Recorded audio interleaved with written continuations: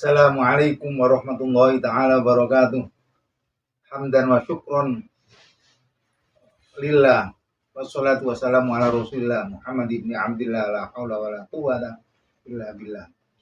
Saudara pemirsa di studio maupun di rumah serta pada kantor-kantor tertentu, dan bahwa hari ini kita akan mengangkat tema dengan tema kelembagaan atau yayasan sosial di masyarakat. Bahwa yayasan sosial di masyarakat sebagaimana disebutkan dalam Undang-Undang Nomor 16 Tahun 2001 ini sudah agak lama dipakai oleh lembaga-lembaga hukum, institusi, termasuk lembaga-lembaga tempat ibadah, masjid, panti, atau sarana-sarana yang lain. Namun dalam realita fakta di lapangan, bahwa yang ternyata dalam prakteknya penggunaan yayasan ini seringkali disalahartikan oleh masyarakat, seringkali disalahpahami oleh masyarakat, apakah itu masyarakat sekelompok perkumpulan atau lembaga-lembaga pemasjidan, lembaga sosial lain, ini seringkali disalahgunakan. Karena apa? Karena sepertinya keberadaan hukum dalam Undang-Undang Nomor 16 Tahun 2001 ini tanpa ada kontrol dari eksekutif, tanpa ada kontrol sosial daripada lembaga itu sendiri. Dan dalam prakteknya seringkali mereka itu memiliki kewenangan yang berlebihan. Dalam bahasa Perancis, détournement de pouvoir, penyalahgunaan kewenangan. Ini sering terjadi. Suatu misal, di dalam praktek lembaga itu, mereka ini sering mengabaikan unsur-unsur daripada rapat di dalam musyawarah itu, di dalam lembaga itu. Mereka seringkali mengabaikan daripada unsur musyawarah. Nah, ini nggak boleh terjadi. Ada apa? Yang semestinya mereka itu punya perkumpulan sejumlah 30 personil, ya. Ada bendahara, ada pembina, ada penasehat, ada ketua, ada struktur yang lain termasuk sekretaris dan bidang-bidang hukum yang lain. Tetapi dalam praktek di masyarakat, ya, keberadaan yayasan ini, lembaga ini seringkali mengabaikan daripada asas musyawarah mufakat. Ini sering terjadi. Ada apa? Ini mesti ada tujuan-tujuan lain yang tidak sesuai dengan visi misi daripada yayasan itu. Itu pasti. Suatu misal, ketika yayasan itu dapat sumbangan dari masyarakat atau dapat sumbangan dari eksekutif atau siapapun yang menyumbang, ini seringkali tanpa ada perkumpulan orang bahwa yayasan ini pernah menerima uang sekian puluh juta.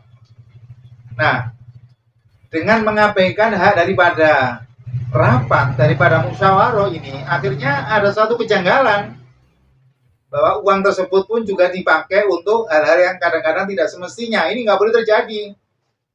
Perlu diketahui, walaupun namanya apa lembaga itu, masjid, madrasah, pendidikan, tetapi kalau tidak fair play, tidak ada kejujuran di dalam lembaga itu, pasti orang-orang tersebut mengandung unsur dosa, ya.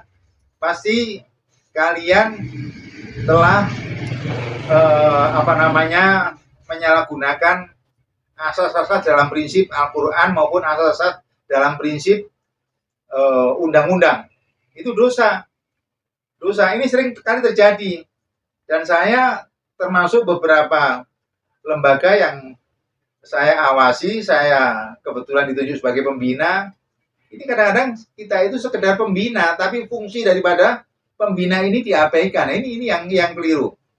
Oleh karena itu saya mengingatkan kepada saudara-saudara yang memiliki kelembagaan hukum yang bernama yayasan masjid, yayasan pendidikan, yayasan kelembagaan apa, itu kalian harus musyawarah.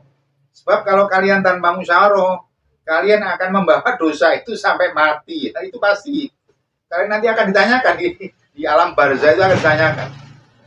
Di akhirat pun juga kalian harus mempertanggungjawabkan. Jadi perilaku-perilaku yang selama ini kalian betul-betul sengaja telah melakukan suatu kesalahan, atau kalian tidak patuh di dalam undang-undang, ini nggak boleh terjadi. Ya, memang ada satu sisi kelemahan di dalam praktek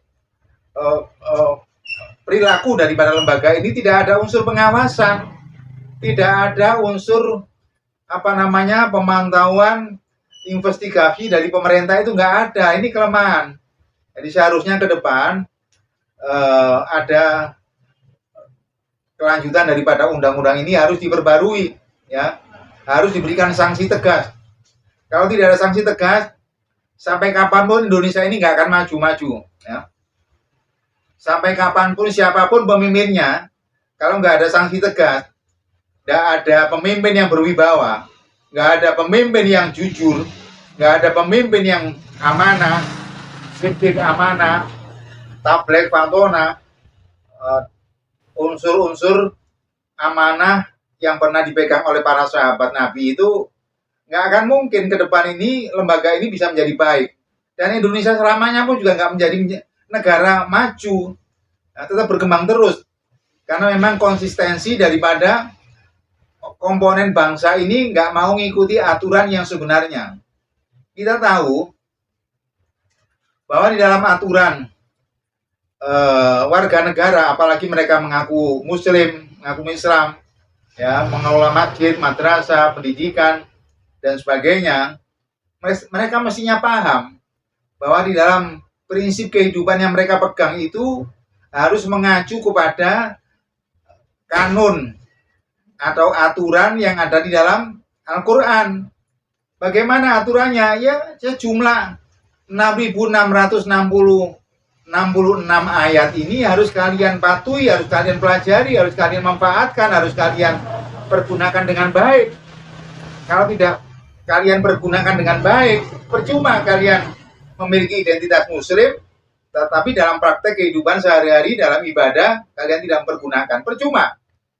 Apapun pangkat kalian, strata 3 atau strata lebih dari 3, kalian memiliki kedudukan itu, tapi kalau kalian tidak mempraktekkan daripada Al-Quran, ya, sunnah Rasul, perilaku Rasul, percuma, ya, percuma lembaga kalian itu akan bisa maju dan akan bisa menjadi percontohan daripada lembaga-lembaga lain. Kita rasa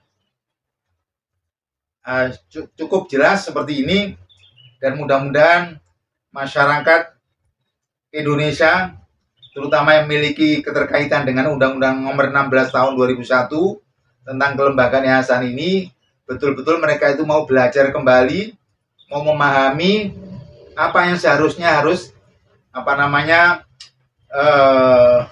diberi percontohan yang baik, ya, terutama perilaku Rasulullah itu harus dicontoh dengan baik, ya.